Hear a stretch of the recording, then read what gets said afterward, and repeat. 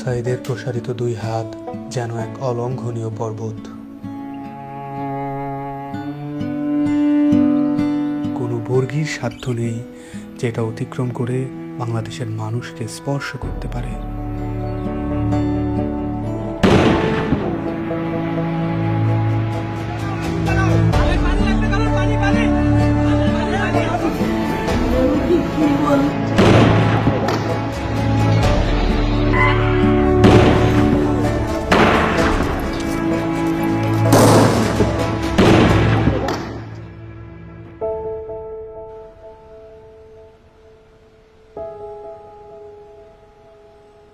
জুলাইয়ের পর থেকে এই বাবা প্রতিদিনই রাস্তার আশেপাশে হাঁটাহাঁটি করেন।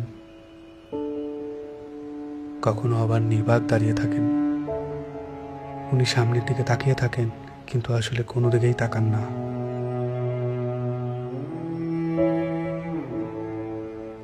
যেসব রাস্তা দিয়ে ওনার ছেলে হাঁটতো, ওইসব রাস্তায় উনি দাঁড়ালে উনি ওনার ছেলের রুম পান। আমার ছেলে মৃত্যু অবস্থায় যখন দাফন দিতে নিয়ে যাবে, এর আগে যখন দেখছি যে হাসতেছে, সে হাসতেছে, হাসি মুখ অবস্থা। ইভেন্টের কাজ করতো, শুধু বাপের কিভাবে একটু সাহায্য করে। কোনো আজে বাজে আড্ডাতে ছিল না। ওই সারাদিন শুধু কলেজ থেকে আসা ও একটুখানি বিকেলবেলা একটু বন্ধু বান্ধব নিয়ে ক্রিকেট খেলতো, ক্রিকেটের পাগল।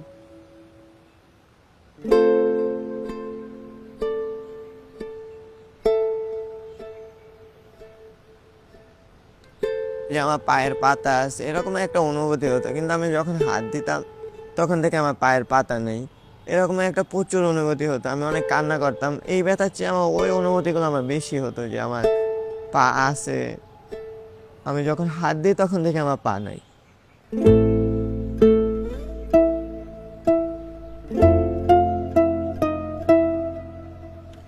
এই হসপিটালে আমি অল্প কিছুদিন হলো আসলাম।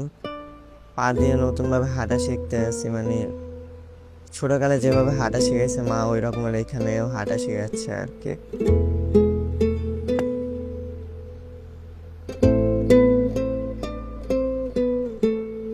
একটি প্রতিবন্ধী কিশোর, 7 বছরের বাচ্চা, ল্যাংড়া মানুষ যদি সংগ্রামে নামতে পারে, তাহলে আমি কেন বসে থাকবো ঘরে? একদিন তো মরতেই হবে, তাই মৃত্যুর ভয় করে স্বার্থপরের মতো ঘরে বসে না থেকে গুলি খেয়ে বীরের মতো মৃত্যু অধিক শ্রেষ্ঠ। আমি যদি বেঁচে না ফিরি, তবে কষ্ট না পেয়ে গর্বিত হয়েও জীবনের প্রতিটি ভুলের জন্য ক্ষমা চাই। আনাস।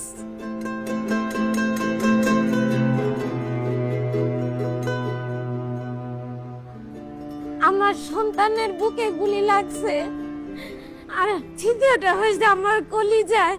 আল্লাহ পাক যতদিন আমাকে হায়াত দিছে, আমি এই হাহাকার নিয়ে বেঁচে থাকবো।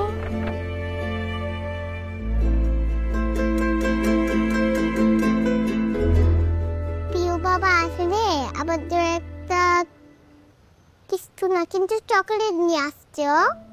পিউ বাবা নাই বাড়িতে। যখন বাইরে গেছে আর পুলিশ এসে ওকে ঘুড়ি মেরে দিছে। আই মিস ইউ পিউ বাবা।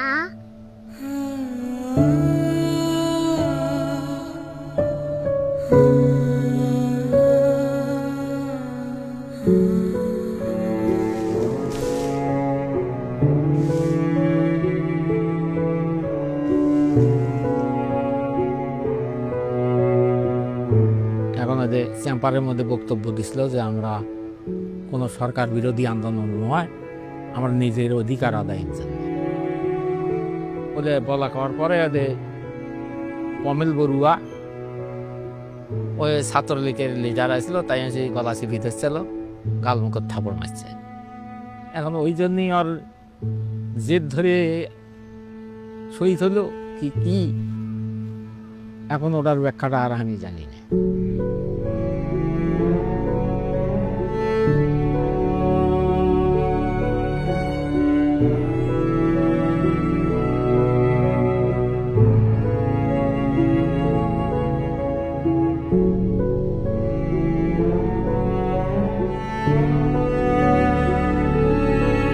ঘুমের সময় মায়ের দুধ খাইয়া ঘুমায়, সেই ঘুমটা আর ঘুমাইতে পারে না, তখন আবাইতে পাইয়া পাইতে পাই করে উলট ফুলট করে ঘুমের লেগে আবার উঠে খুলে লই।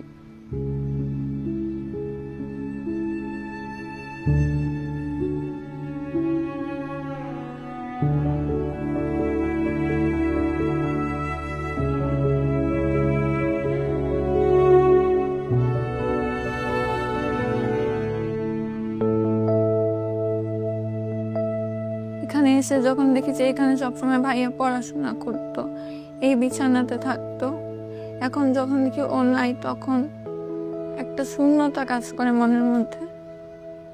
খারাপ লাগে যখন দেখি যে ভাইয়া এই রুমে নাই। এই ছবিটা 18 জুলাই আমার আন্টি নাজিয়া খান ফেসবুকে পোস্ট করেছিল।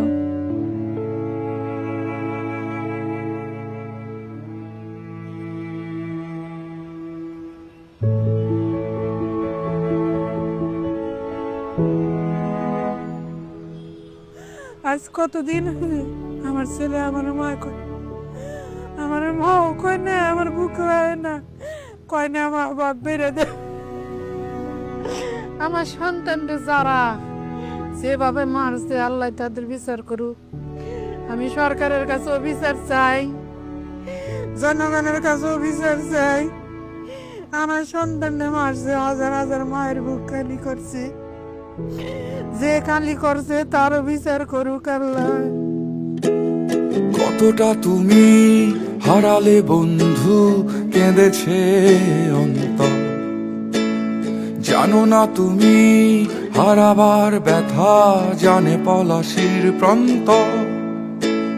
হারিয়ে গেছে যেখানে মায়ের সোনার নলুকখানি, গোলা ভরা ক্ষেতের ফসল, সাজানো ফুলদানি।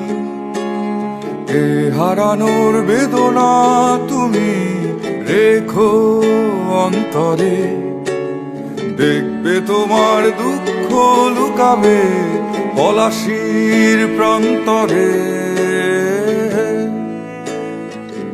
বাংলাদেশের বুকের ওপর চেপে বসা 36 দিনের এই ভারই আমরা নিতে পারছি না।